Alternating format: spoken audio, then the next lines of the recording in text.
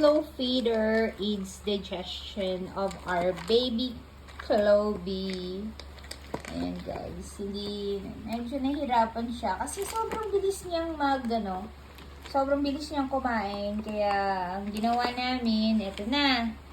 Ayan, slow feeder para daw ma-aid ang kanyang digestion kasi medyo nasira ang kanyang digestion. At na-hospital siya guys for 3 days. Pero, ngayon, maayos na siya. Ayan, ang aming baby. Nakita niyo yun. Meron siyang suwero.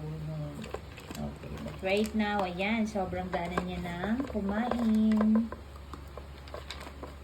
Ayan, so, nag-i-enjoy siya sa kanyang slow feeder. Nag-i-enjoy ba siya? Nahihirapan. Pero feeling ko, kahit nahihirapan siya, talagang, tutulungan siya nito na hindi na ulit magkakaroon ng problema ang kanyang digestive system.